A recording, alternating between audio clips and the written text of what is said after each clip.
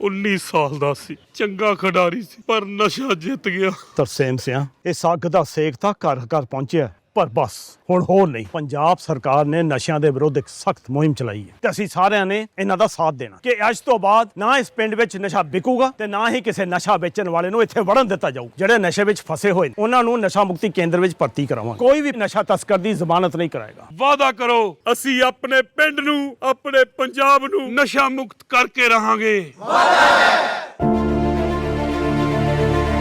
भारत का जो सपना है, उन सपने को पूरा करने के लिए हम संकल्पबद्ध होकर के चले। देश देख रहा है, देश देख रहा है, एक अकेला कितनों को भारी पड़ रहा है, एक अकेला कितनों को भारी पड़ रहा है। जो लोग हर घंटे मोदी सरकार गिराने के देखते हैं सपने, ऐसे मोदी विरोधियों को पत्रकार राजदीप ने दिया जवाब। मोदी सरकार गिराना आसान क्यों नहीं, ये भी बता दिया।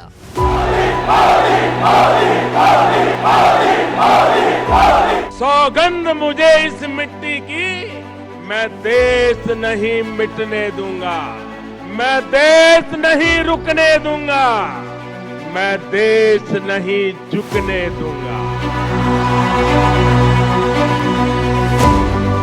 साल 2014 का लोकसभा चुनाव सामने थी। दशकों तक देश पर राज करने वाली कांग्रेस, लेकिन इसके बावजूद बीजेपी को मात नहीं दे पाई, क्योंकि बीजेपी ने इस बार मोदी नाम का अमोघ शस्त्र छोड़ा था, जिसने कांग्रेस की ऐसी हालत कर दी कि उसे विपक्ष में बैठने लायक सीट भी नहीं मिल पाई और बीजेपी 282 सीटों के साथ पहली बार प्रचंड बहुमत के साथ सत्ता में आई।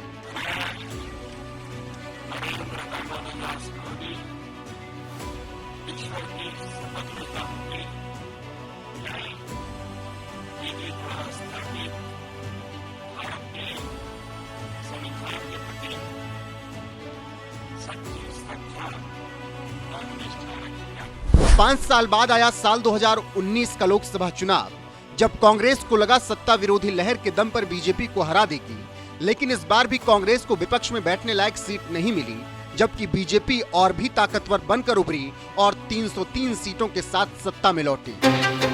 2019 का ये जो मतदान का सिर्फ आंकड़ा है, ये अपने आप में लोकतांत्रिक विश्व के इतिहास की सबसे बड़ी घटना है। मैं भारत के 130 करोड़ नागरिकों का सर झुका करके नमन करता हूं। 5 साल बाद एक बार फिर साल 2024 में लोकसभा चुनाव आया। इस बार कांग्रेस ने पूरे विपक्ष को एकजुट करके इंडिया ब्लॉक बनाया और किसी तरह से बीजेपी को बहुमत से तो दूर कर दिया, लेकिन सत्ता से दूर नहीं कर पाए, क्योंकि 240 सीटों के बावजूद सहयोगी दलों के दम पर मोदी सत्ता में लौट ही आए।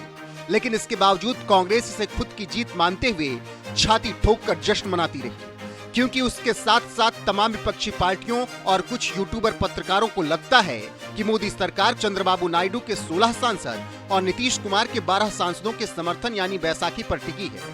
जिस दिन ये बैसाखी हटी, मोदी सरकार गिर जाएगी। आज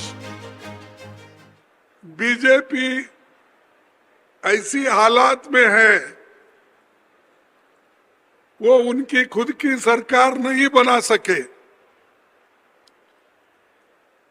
उनकी मेजॉरिटी नहीं है। अगर कोई आप समझे कि मोदी फिर से चुन के आए हैं, ये नहीं। मोदी जी सिर्फ अपने 2 टांग दूसरों के लेके वो चल रहे हैं।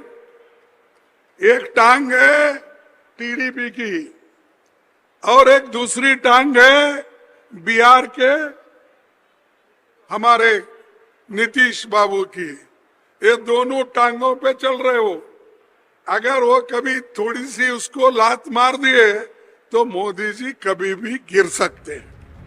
साल 2004 में 145 सीट और साल 2009 में 206 सीटें पाकर खुद कांग्रेस ना जाने कितनी बैसाखियों के सहारे मनमोहन सरकार चला चुकी है, और आज उसी कांग्रेस के अध्यक्ष खड़गे 240 सीटों वाली मोदी सरकार को गिराने का सपना देख रहे हैं। ऐसे मोदी विरोधियों को कम से कम एक बार पत्रकार राजदीप सरदेसाई को सुन लेना चाहिए, जिन्होंने एक इंटरव्यू में पीएम मोदी की तारीफ करते हुए कहा कि मोदी जी की अच्छी बात यह है कि उन्होंने स्थिर सरकार दी, ये बहुत बड़ी बात है। 2004 से 2014 तक हम हर 6 महीने में ये पूछते थे कि मनमोहन सिंह की सरकार टिक पाएगी या नहीं, कौन किसको गिराएगा, ये था। जबकि मोदी जी के कार्यकाल में कभी ये सवाल पिछले 11 सालों में नहीं उठा कि क्या ये सरकार टिक पाएगी। जिन्होंने ये सवाल 2024 के चुनाव के बाद भी पूछा था, वो भी जान गए कि ये होने वाला नहीं है, क्योंकि चंद्रबाबू नायडू मेरे कार्यक्रम में आए थे। उन्होंने कहा, मैं तो मोदी जी का ही साथ दूंगा। राजदीप सरदेसाई एक ऐसे पत्रकार हैं जिन्हें कुछ लोग मोदी विरोधी भी बताते हैं, लेकिन इसके बावजूद उन्होंने जिस तरह से देश को स्थिर सरकार देने के लिए पीएम मोदी की तारीफ की, और जो लोग हर दूसरे दिन मोदी को सत्ता से हटाने की खबर चलाते हैं, उन्हें भी बता दिया कि फिलहाल मोदी सरकार गिरने वाली नहीं है, क्योंकि ना तो चंद्रबाबू नायडू मोदी का साथ छोड़ने वाले हैं और ना ही नीतीश कुमार। दोनों ही नेताओं ने मोदी का साथ छोड़ने का अंजाम देख लिया है और अब मोदी का साथ छोड़ने के बारे में फिलहाल सोच भी नहीं सकते, क्योंकि साल 2014 के लोकसभा चुनाव में चंद्रबाबू नायडू बीजेपी के साथ लड़े और 25 सीटों पर जीत हासिल की, और साल 2018 में मोदी सरकार का साथ छोड़ने के बाद साल 2019 में हुए लोकसभा चुनाव में उनकी पार्टी सिर्फ 3 सीटों पर सिमट गई।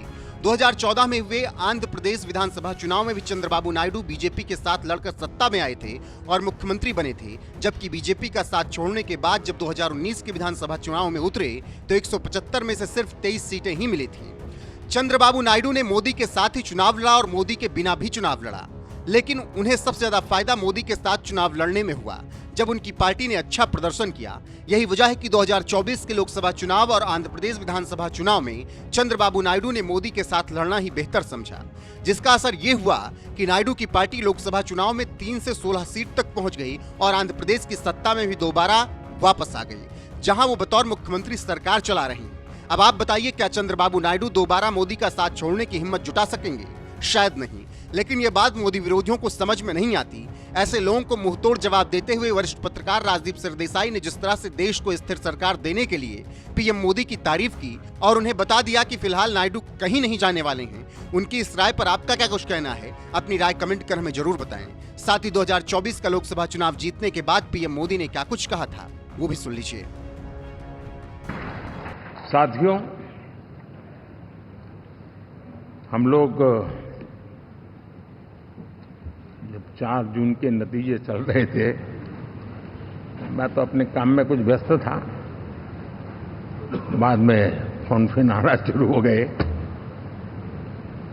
तो मैंने किसी को पूछा, यार ये तो ठीक है आंकड़े वांकड़े, तो मुझे ये बताओ कि ईवीएम जिंदा है कि मर गया?